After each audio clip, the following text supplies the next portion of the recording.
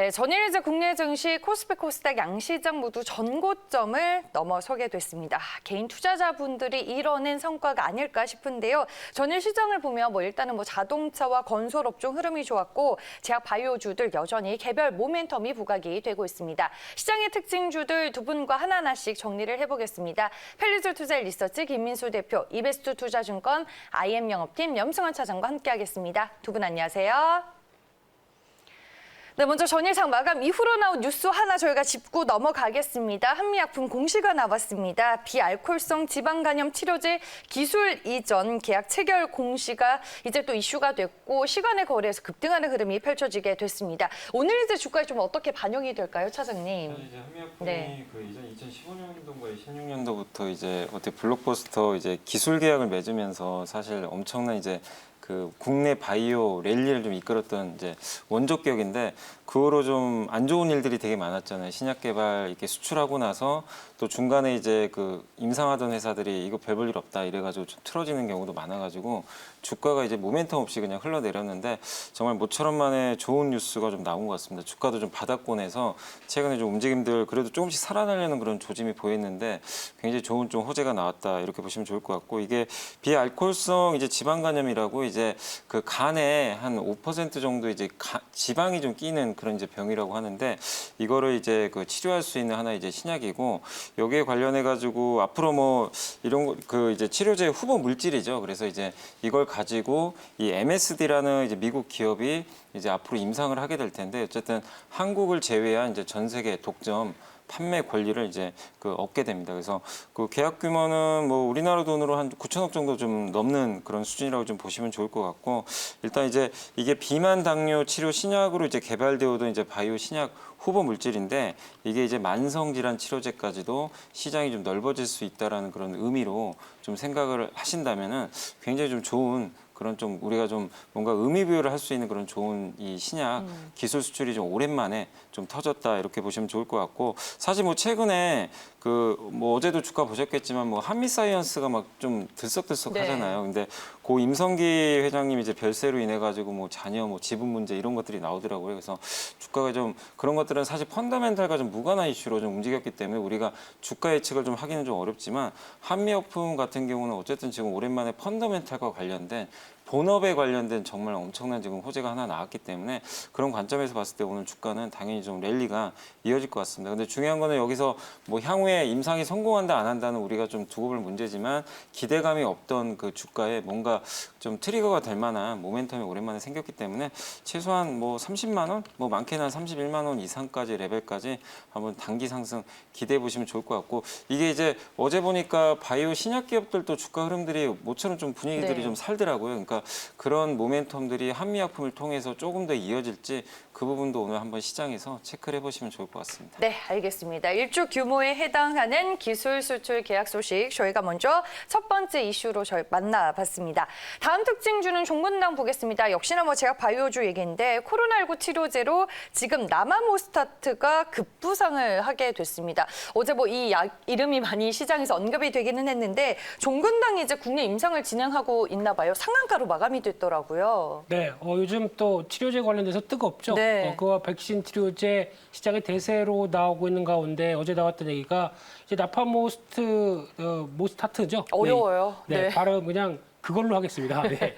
네. 그쪽이 지금 또 하나의 어떤 렘데시비르보다 600배 이상 항바이러스 효과가 있다는 관점 쪽에서 여러 가지 변화가 나오고 있는 상황들인데 그러다 보니까 지금 기조로 봤을 때는 어떤 환자의 한 3명 정도 치료를 했는데 부작용이 없이 완치됐다라는 네. 쪽에 대해서 기대감이 상당히 높은데 근데 워낙 어떤 표본 숫자가 좀 작습니다. 3명이다 보니까 아직은 좀 더 연구가 필요한 것 같고요. 근데 그중에서 또 식약처 관련해서 또 임상 이상의 승인을 받았다라고 하게 되면 결과 나옴에 따라서 또 한 번 도약을 할 수 있는 여러 가지 변화가 보여지고는 있는데 그런 차원에서 또 관련된 종목으로 이제 종근당이 또 계속 부각을 받고 있는 상황들이고요. 한때 또 여러 종근당과 제일약품 같은 경우도 같은 쪽으로 연결을 시켰다가 제일약품은 어제 우리는 관련된 제너릭을 생산할 계획이 없다라고 하다 보니까 장중에서 급하게 밀렸었죠. 그러다 보니까 이제 지금 나파모스타트 쪽은 이제 종근당이 꽉 잡을 것이다라는 관점 쪽에서 시장은 움직이는데 벌써 시가총액이 2조 원까지 들어왔습니다. 그러다 보니까 일단 지금 분위기 쪽에서 시장이 그냥 치료제 관련된 쪽으로만 계속 모멘텀을 가하면서 더 갈지 이 부분은 아직 모른다고 보여져도 뉴스와 관련된 쪽으로 보게 되면 한번 불거졌던 얘기이기 때문에 이번에 오늘 추가로 또 강하게 나오게 되면 한번 파는 자리가 맞지 않을까. 그리고 다시 한번 주춤할 때 오히려 그때 접근한 게 맞지 않을까 싶고요. 그거 관련돼서 또 지금 바라봐야 될 상황들이 그래서 뭐 한 20만 원대 이상이나 20만 원대 근처까지 들어가게 되면 한 번쯤은 파는 게 맞겠다라는 관점 쪽으로 보는데 오히려 좀 대안 쪽으로 보게 되면 상대적으로 못 오른 종목 중에 하나가 종근당 계열인데 경보제약이라고 있습니다. 이 회사 네. 같은 경우는 이제 막 탄력을 좀 받아가는 자리니까 차라리 이런 대안 쪽으로 보시든가 아니면 종근당 홀딩스죠.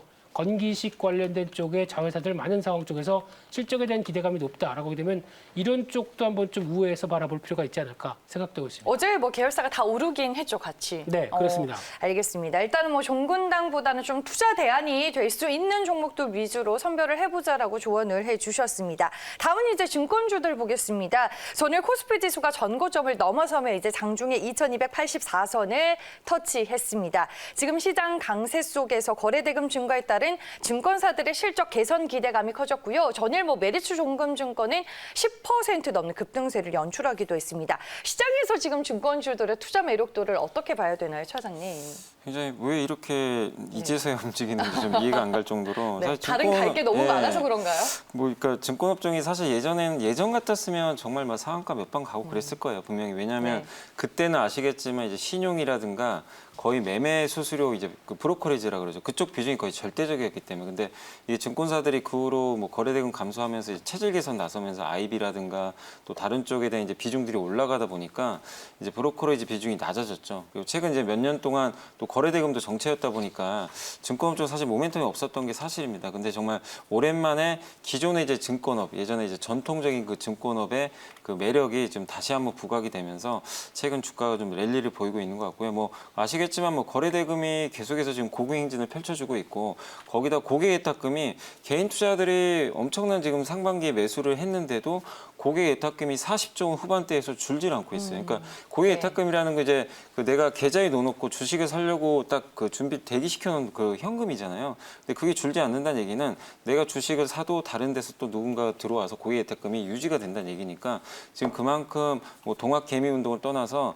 주식시장에 참여하려는 이제 그 개인 투자들 자금이 꾸준히 유입되고 있기 때문에 이 증권업종의 최근의 랠리가 그냥 단순히 이러다 또 거래대금 꺾이겠지 이게 아니라 구조적으로 이어질 수밖에 없는 것 같고 또 요즘에 계속 현금 가치가 의미가 없다 이런 얘기 많이 들리잖아요. 그래서 요즘에 뭐 현금 뭐 이자가 뭐 이제 0% 이자에 뭐 진입했다라는 그런 얘기도 좀 나올 정도로 아무래도 이제 은행권에서 또 자금들이 빠져나오는 부분들이 결국 증권 쪽으로 좀 계속해서 이동을 하고 있기 때문에 증권업종의 좀 미래는 좀 상당히 밝다 이렇게 보여지고 네. 또 공교롭게 어제 그 키움증권이 이제 장 끝나고 실적 발표를 했는데 엄청난 서프라이즈가 나왔습니다. 어제 그 시간의 거래에서 상한가를 갔는데요. 네. 2분기 이익이 그 2천억 정도 예상했거든요. 그것도 낮은 수치가 아닌데 무려 3천억 넘는 영업이익을 내버렸습니다. 작년 전체 영업이익을 4,700억 낸 회사가 한 분기에 그냥 3천억을 찍어버렸어요. 근데 이게 끝이 아니라 3분기, 4분기 또 좋아질 수도 있는 거거든요. 더 그런 걸 봤을 때 증권업종의 주가 상승은 좀 본격적으로 시작될 가능성이 높다. 그러니까 시장만 부러지지 않는다면 증권주는 계속해서 어느 정도 시장보다 좀 좋은 주가 상승이 좀 나올 수 있기 때문에 지금이라도 좀 약간 뭐 종목들이 좀 상당히 많지만 키움증권처럼 이렇게 브로커리지 비중이 높은 그런 좀 증권사들은 좀 적극적으로 비중을 확대해야 되지 않을까 이렇게 좀 말씀드리고 그러면 싶습니다. 포트폴리오에 증권주 하나 정도 담는 거는 지금 괜찮은 전략인 거예요? 뭐 사실 그러니까 네. 금융주 다들 뭐 이렇게 좀 답답하고 이렇게 좀 많이들 얘기하시는데 네. 근데 금융 딱 세 개 중에서 그래도 증권주가 일단은 매력은 가장 높은 것 같습니다. 그중에서 키움증권을 탑픽으로 좀 볼 수 네, 있을까요? 키움증권이 아무래도 이쪽 그 거래대금에 가장 또 네. 민감하니까 일단 어제 실적만 봐도 네. 일단 그런 걸 증명한 것 같습니다. 알겠습니다. 도막 개미 힘으로 인해서 또 역대급 어닝 서프라이즈를 기록한 키움증권 얘기까지 저희가 들어봤습니다. 다음 특징주는 이노메틀입니다. 2차 전지 검사 장비 제조업체로 시장이 이제 알려져 있는 종목인데 시장의 핫한 섹터가 이제 2차 전지이자 개별적으로는 또 M&A 이슈가 있잖아요, 이 종목. 네, 엑스레이를 통해서 네. 검사를 하는데 자동차용 2차 전지가 상당 부분이고요. 네. 게다가 또 휴대폰용도 같이 있죠. 그러다 보니까 어떤 엑스레이로 검사를 하게 되면 뭐 저희가 얘기하는 비파고의 검사죠. 즉 쉽게 불량품을 확인할 수 있다는 관점 쪽에서 상당히 부각받는 기술이고 앞으로 떠오르는 여러 가지 중요한 섹터라고는 보여지고 있는데 그런 관점에서 이 회사가 넥스타이라는 회사가 지분을 한 40% 갖고 있으면서 대주주로 돼 있습니다. 근데 지금 시장에서는 팔려고 하고 있죠. 그래서 지금 대주주가 바뀌면서 M&A 관련된 어떤 대상으로 나와 있다는 관점 쪽에서 한때는 또 뭐 SK그룹으로 인수된다라고 네. 얘기하다가 또 SK 쪽에서 아니다라고 하다 보니까 주가는 쭉 밀렸는데 그럼에도 불구하고 관심이 높은 부분들은 이렇게 좋은 기술을 갖고 있는 우리 회사인데 누군가 인수하게 되면 이거 좋지 않겠느냐라는 이런 여러 가지 어필과 함께 이제 재무적 투자자들이죠. 이런 쪽으로 계속 관심이 높다라는 얘기가 나오면서 주가는 계속 레벨업이 되고 있는데 여기서 이제 더 중요한 부분들이 시장에서는 M&A 관련된 얘기가 나오게 되면 주가는 긍정적인 건 맞습니다만 그러므로 기대감이 올라가면서 주가는 비싸지는 게 단점이죠. 그러다 보니까 지금 실적이 좋아지면서 순이익이 한 올해 내년까지 한 5, 60억 대는 나올 수 있겠다라고 보여지고 있는데 근데 지금 시가총액이 2,200억 대까지 들어오고 물론 관련된 2차 전지 쪽의 흐름을 봤을 때는 그렇게 뭐 많이 비싸진 않습니다. 네. 그래서 추가로 한 단계 더 갈 수는 있겠습니다만 이런 쪽으로 나갔을 때 오히려 M&A 관련돼서 어느 쪽으로 인수가 된다더라라고 하는 뉴스가 확정되기 시작하게 되면 다 오히려 그것만 그때는 기다리고 계시던데요. 네, 이 주주분들이. 이 M&A는 네. 기대감 때문에 먼저 올랐다가 이슈가 확정되게 되면 오히려 차익 매물이 나올 가능성이 높죠. 그렇기 때문에 아직 나오기 전까지는 주가가 계속 꿈틀거릴 수 있는데 뉴스가 확정됐다라고 하게 되면 오히려 그때는 차익 매물을 염두에 두시면서 비중을 정리하는 전략 쪽에 포커스를 맞춰야 될 것 같고요. 그러다 보니까 가격은 제가 말씀 못 드리겠습니다. 네. 그냥 시장 뉘앙스와 뉴스에 따라서 대응하시는 게 좋겠다 이렇게 말씀드리겠습니다. 네, 알겠습니다. M&A 이슈가 이제 확정이 되면은 차익 실현 매물이 쏟아질 수밖에 없기 때문에 또 미리 준비를 하자라고 조언을 해주셨습니다. 다음은 이제 건설주 얘기입니다. 전일 건설주들이 정부의 수도권 주택 공급 발표에 이제 동반 강세 흐름을 펼쳤고. 고요. 일찌감치 두 분은 이 이슈로 건설주들을 각각 하나씩 소개를 해주셨는데 저희가 리뷰를 해봐야 될 것 같습니다. GS 건설이었잖아요. 네. 차장님 종목은. 어제 사실 좀 네. 많이, 그러니까 이 발표 전에 좀 급등하다가 오히려 좀 발표하고 나서는 윗골이 좀 다는 모습들이 좀 나는데 아무래도 네. 이제 재건축, 재개발에 대한 이제 그런 부분들을 기대감을 좀 상당히 좀 높은 상태였는데 공공 이제 위주로 좀 하려는 그런 이제 움직임들이 이 정책에 포함되다 보니까 그러니까 이 재건축 같은 경우 민간에 맡겼을 때 사실 그 건설사들이 먹을 파이가 굉장히 많아지는데 아무래도 그쪽에 대한 좀 기대감이 좀 컸었는데 네. 그거보다는 좀 못한 정책이 좀 나오다 보니까 좀 오후장으로 갈수록 약간 좀 실망 매물이 나온 게 아닌가 이렇게 보여지고 근데 너무 부정적으로 보실 필요는 없는 게 지난 이제 2014년도 그때 최경환 부총리가 있을 때부터 이제 뭐 부동산 규제를 완화하면서 엄청난 이제 분양 랠리가 나왔거든요. 근데 그 후로 이제 정권이 바뀌면서 부동산은 이제 규제 쪽으로 가버렸잖아요. 그러다 보니까 이 건설사들이 계속 좀 어려움을 겪을 수밖에 없는 상황이었는데 어쨌든 정부의 정책 기조가 일단은 바뀐 건 사실입니다. 공급을 늘리는 쪽으로 그 공급을 늘려서 부동산 가격을 잡아가겠다는 그런 그 의지가 어쨌든 강력하기 때문에 그동안 몇 년간 억눌려 있었던 이 대형 건설사들 주가에는 상당히 좋을 수밖에 없는 거죠. 그리고 안 좋았던 것들이 이미 그동안 충분히 반영했기 때문에 어제 주가가 뭐 올라가다 윗골이 단 건 좀 이해를 한다 하더라도 지금 가격대에서 뭐 실망을 하거나 이게 또 악재로 볼 필요는 전혀 없는 거거든요. 어쨌든 네. 좋은 뉴스입니다. 좋은 뉴스가 나왔기 때문에 GS건설 지금 PER이 5배도 좀 안 되는 상황이니까 이런 관점에서 봤을 때 GS건설도 지금은 좀 적극적으로 비중 확대해야 될 시점 아닌가. 3만 원 이하는 네. 아직은 좀 너무나 싸지 않나 이렇게 좀 말씀을 드리고 싶습니다. 알겠습니다. 뭐 건설주들 뭐 저평가되어 있는 거 모두가 다 아는 사실이고 동부건설이었잖아요. 네. 대표님 종목은. 네, 동부건설 오늘 급등할 것 같습니다. 네, 주목해서 보셔야 될 것 같고요. 네. 어제 장마감후에 호재 나왔죠. 매출의 작년 매출의 한 40%에 해당되는 수주를 받았다는 관점 쪽에서 시간외에서도 벌써 5% 이상 급등한 걸로 알고 있는데요. 아, 수주 모멘텀이 있군요. 네, 딱 잘 골랐습니다. 네, 그러다 보니까 동부건설 같은 경우 오늘도 추가적으로 12,000원대 안착은 당연히 나올 걸로 보여지고 있는데 여기서 이제 중요한 게 동부건설은 업황 관련된 쪽은 건설 업황은 차장님께서도 얘기하셨지만 더 이상 나빠질 게 없습니다. 거의 바닥입니다. 그런 상황 쪽에서 개선 기대감만 분다라고 하게 되면 한 번씩 계속 변화가 나올 수밖에 없는 대표적인 섹터고요.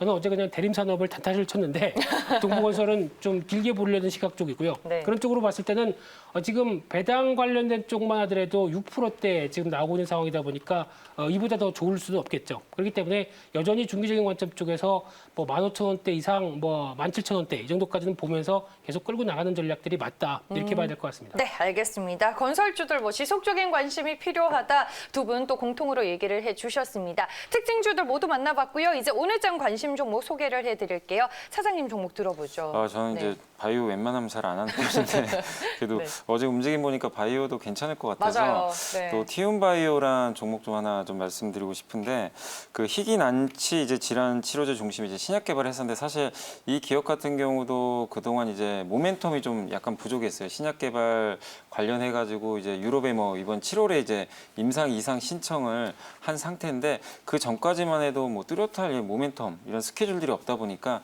주가가 억눌려 있었는데 일단 7월 달을 계기로 해서 유럽에서 이제 임상 신청 승인 신청을 좀 들어갔고 결국엔 뭐 한두 달 안에 아마 결과가 나올 것 같은데 이제 임상을 허용을 하게 되면은 연말까지 뭔가 이제 유럽 쪽에서 신약에 대한 이제 모멘텀이 발생할 가능성이 지금 굉장히 높아졌기 때문에 한번 관심 가지시면 좋겠고 자궁 내막증 치료제라고 하더라고요. 그러니까 자궁의 이 자궁 안쪽에 약간 이제 뭐 있어야 할 이런 것들이 이제 자궁 밖에 있는 그런 약간의 희귀 질병이라고 하는데 이런 경우 굉장히 좀 여성분들이 고통을 좀 많이 받는다고 합니다. 그래서 그런 것들을 이제 경구용 기존 제품들이 이제 건경이 아니라서 좀 굉장히 좀 불편한데 먹는 이제 약 형태로 이거를 좀 치료제를 개발해서 네. 그냥 이제 임상을 한다고 하니까 한번 좀 그런 모멘텀 기대해 보시면 좋겠고 아까 말씀드린 대로 한미약품이 또 불을 지폈으니까 오늘 좀 기대를 해보시면 좋을 것 같습니다. 일단 매수가는 16,000원 오늘 아마 좀 갭은 뜰 것 같아요. 그래서 저는 한 16,000원 이하면 충분히 좀 어느 정도 가격에서 매수 가능할 것 같고요. 목표가는 18,000원, 손절가는 14,600원. 뭐 어제 시가 잡고 한번 네. 18,000원까지 대응해 보시면 좋을 것 같습니다. 알겠습니다. 오늘 저희가 관심주로 티움바이오까지 만나봤습니다. 두 분 여기서 보내드리겠습니다. 이베스트 투자증권 IM 영업팀 염승환 차장, 펠리조 투자 리서치 김민수 대표와 함께했습니다. 고맙습니다.